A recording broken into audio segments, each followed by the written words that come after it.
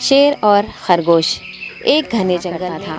وہ تمام جنگل کا بادشاہ تھا، لیکن وہ بادشاہ جیسے پیش نہیں آتا، بے رحمی سے جنگل کے جانوروں کو کھا جایا کرتا تھا۔ شیر کے خوف سے جنگل کے جاتے تھے اور خود اپنی بھوک و پیاس کو مار کر سخت مشکلات سے دوچار ہونے لگے تھے۔ کچھ دن بعد جنگل کے تمام جانور ایک مقام پر جمع ہوئے اور شیر کے شر سے محفوظ رہنے کے لیے سب مل کر رائے مشورہ کرنے لگے۔ سب نے اپنی اپنی بات رکھی اور آخر میں میرا خیال ہے کہ ہم روز شیر کے ہاتھوں مرنے کے بجائے ہم خود ایک بار چلے جائیں۔ اس طرح روزانہ شیر کسی ایک کو کھانے کا تمام جانور رضامند ہو گئے۔ ایک بندر نے کہا، ٹھیک ہے، تمہاری بات بالکل درست ہے۔ موت کا خوف کرنے کے بجائے اپنی باری آنے تک ہم اطمینان و سکون کی زندگی گزار سکیں گے۔ جانوروں کی بات چیت مکمل ہونے کے بعد خود گیدڑ نے شیر کے پاس جا کر یہ ساری بات بتائی۔ گیدڑ کی باتیں سننے کے بعد شیر نے کہا، میں بادشاہ ہوں، اس لیے تم سب کی بات مان رہا ہوں، لیکن ایک بات غور سے سن لو۔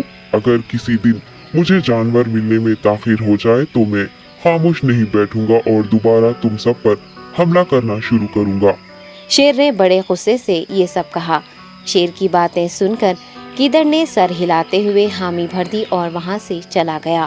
اس دن کے بعد ایک ایک جانور بلا ناغہ اپنی اپنی باری کے مطابق شیر کے پاس جانے لگے اور شیر سکون سے اپنے پاس آنے والے جانوروں کو مار کر اپنی بھوک مٹانے لگا۔ یہ معاملہ ایسے ہی چل رہا تھا اور ایک دن شیر کے پاس جانے کی باری ایک خرگوش کی آئی۔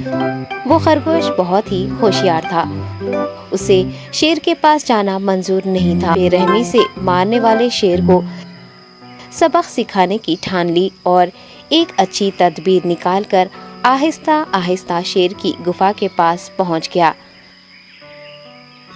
تاخیر ہو جانے سے شیر کافی غصے میں تھا اور خرگوش کو دیکھ کر غصے سے کہنے لگا، میں نے تم سب کو پہلے ہی کہہ دیا تھا، دیر ہو جائے تو میں خاموش نہیں بیٹھوں گا۔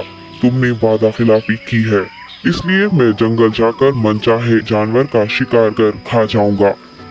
تب خرگوش نے شیر سے کہا، معاف کر دیجیے بادشاہ سلامت، غلطی ہو گئی اور اس کا ایک واجب سبب ہے۔ اطمینان رکھیے، میں بیان کرتا ہوں، آپ سنیے اور اس کے بعد آپ آرام سے مجھے مار کر کھا لیں۔ شیر نے پھر غصے سے کہا، وہ کیا بات ہے، جلدی بتاؤ۔ خرگوش نے کہا، بادشاہ سلامت، میں آپ کے پاس آ رہا تھا اور راستے میں مجھے ایک شیر مل گیا اور مجھے مارنے کے لیے آگے بڑھنے لگا۔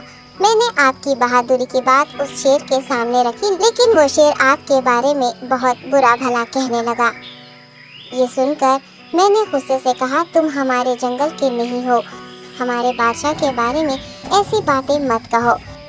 یہ سن کر وہ شیر مجھ پر حملہ کرنے کے لیے تیار ہو گیا۔ یہ دیکھ کر میں نے کہا، تم مجھے مارو گے تو ہمارے بادشاہ تمہیں ہرگز نہیں بخشیں گے۔ تب اس شیر نے کہا، تمہارا بادشاہ میرا کیا کر لے گا؟ میں نے کئی ہاتھیوں کو اپنے پنجے سے مار گرایا ہے، تمہارا بادشاہ ہو یا کوئی اور ہو، میرے ہاتھوں بچ نہیں سکتا اور میرے سامنے کوئی ٹک نہیں سکتا، میں اسے ختم کروں گا۔ یہ سب بدتمیزی کرنے لگا۔ میں نے اس شیر سے کہا، تم ہمارے بادشاہ سے آ کر بات کرو۔ تب اس نے فخر سے کہا، میں کیوں آؤں؟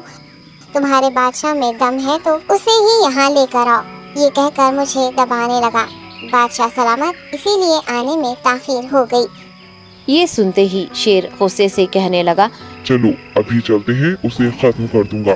یہ سننے کے بعد خرگوش نے شیر کو جنگل کے درمیان موجود ایک کنویں کے پاس لے گیا۔ خرگوش نے کہا، بادشاہ اس کے اندر دیکھیے، وہ وہاں آپ کا بے صبری سے انتظار کر رہا ہے، آپ اسے اچھا سبق سکھائیے۔ شیر غصے سے فوراً کنویں میں جھانکنے لگا اور زور سے دہاڑنے لگا۔ تب دوسری جانب سے بھی دوسرا شیر دہاڑتا ہوا محسوس ہونے